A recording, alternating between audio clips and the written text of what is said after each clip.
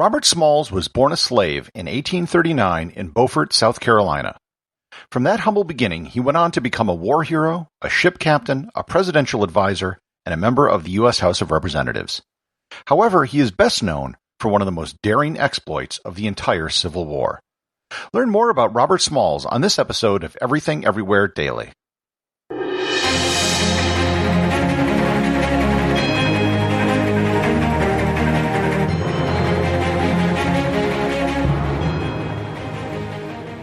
Hi, I'm Stephen Kotowich, and I'd like to invite you to join me each month for Tesla, the Life and Times podcast, an in-depth look at the life and inventions of Nikola Tesla.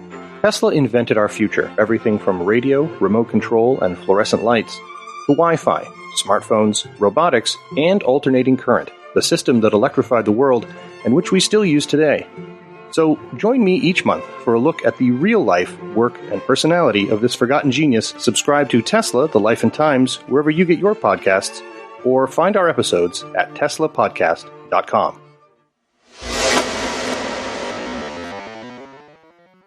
As I noted in the introduction, Robert Smalls was born in 1839.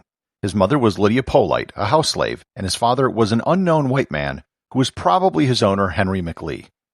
He was brought up with privileges that other slaves weren't allowed. He was allowed access to the house, and he didn't have to work in the fields.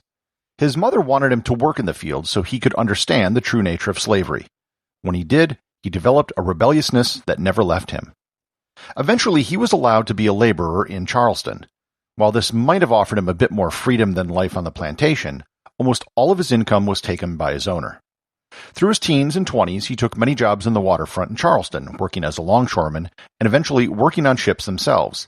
During this time, he developed an expert understanding of ships and of the Charleston harbor. He also got married and became a father. The constant threat hanging over his family is that they would be sold and the family split apart. If that were to happen, in all likelihood, they would never see each other again. Smalls inquired as to the price for buying the freedom of his wife Hannah and his daughter and infant son.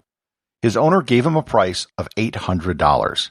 It was a large amount of money for the time, and an almost insurmountable level considering that his owner took 90% of his income. He had only managed to save $100. If he wanted to save himself and his family, he was going to have to escape. Escaping from slavery was hard enough, but doing it with 2 young children was even more difficult. When he told his wife about his plan, he was honest about what would happen if they were caught. They would almost certainly be shot, and the children would be sold. His wife Hannah replied, quote, "It's a risk, dear, but you and I and our little ones must be free. I will go, for where you die, I will die." Unquote. Robert was going to need a plan, and thankfully, he had one. It's here we need a bit of background as to what was happening in the Civil War. The key to the North strategy against the Confederacy was Operation Anaconda. This was a plan to cut off the Confederacy by sea so they couldn't import or export goods with the rest of the world.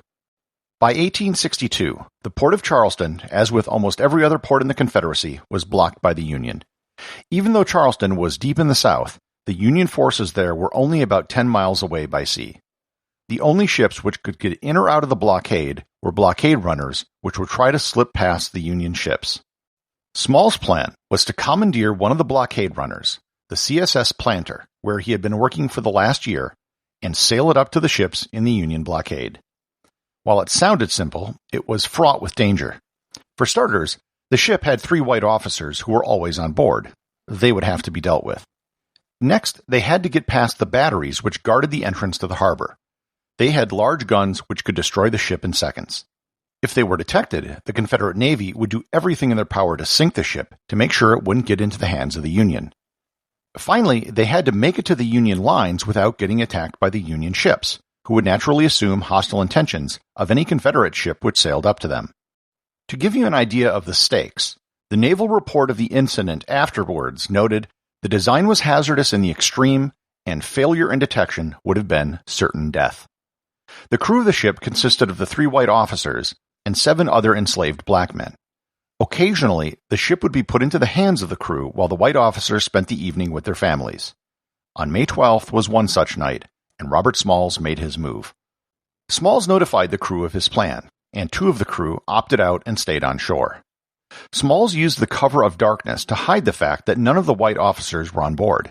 He used the broad-brimmed hat of the captain to disguise himself and hoped that the cover of darkness would hide his identity. At 2 a.m., the planter took off. They made one stop at a wharf to pick up Small's wife and children, as well as several other passengers. The total number of people on the ship was 16, all of whom were enslaved blacks. From here, everything was about deception. As a steamship, it was simply too loud and obvious to sneak past. Smalls had become the pilot of the ship in all but name over the last year, so he knew all the codes which were required to pass the checkpoints in and out of the harbor.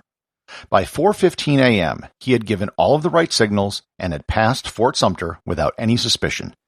He even crossed his arms and used his body language like the white captain he was impersonating, just so no one would notice in the dark. Eventually, the Confederates did notice what was happening, but by that point, Planter was out of gun range. At this point, they had to move to the next phase of the operation. They had to make sure the Union didn't attack them. Small's wife brought with her a bedsheet. They took down the South Carolina and Confederate flags and raised the white flag of surrender. As they approached the USS Onward, the ship didn't initially see the flag. They pointed their guns at the planter. However, just in time as the sun was rising and there was more light, someone on the Onward saw the white flag and they stood down. When it became clear they weren't going to be fired upon, Smalls pulled the planter up alongside the Onward and said, "Good morning, sir. I brought you some of the old United States guns, sir." Smalls, his family, and the 12 other passengers were free. Not only were they free, but they had also managed to take guns, ammunition, and a ship out of the arsenal of the Confederacy and delivered it to the Union.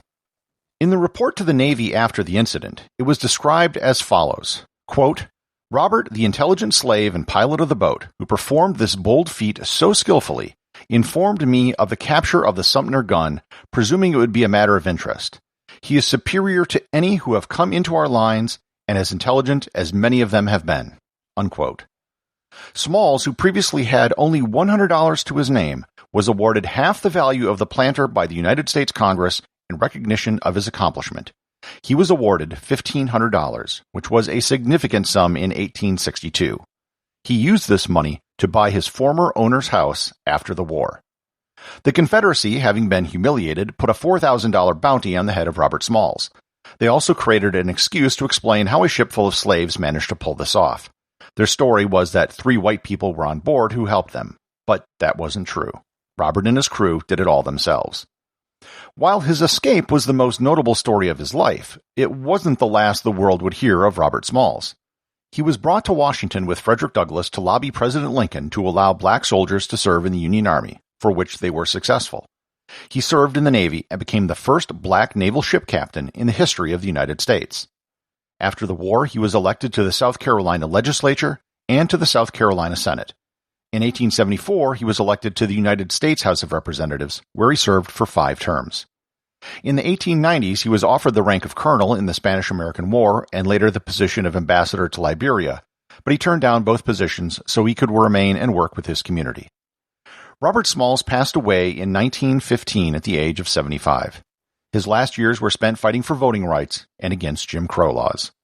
On his tombstone is his final epitaph, which he wrote himself. "My race needs no special defense, for the past history of them in this country proves them to be the equal of any people anywhere. All they need is an equal chance in the battle of life." Executive producer of Everything Everywhere Daily is James Makala. Today's review comes from Jeff in Scranton, who writes, "The podcast I was waiting for. I've been a longtime fan of Gary's contribution to This Week in Travel and was disappointed when his solo podcast was discontinued. But this new show has an even better premise. Who doesn't love random and interesting facts? It can't be easy to come up with ideas for a daily show like this, so I appreciate the effort and the quality." Well, thank you, Jeff, and thanks to all of you who've left reviews over on Apple Podcast. Remember, leave a 5-star review and I will read it on the show.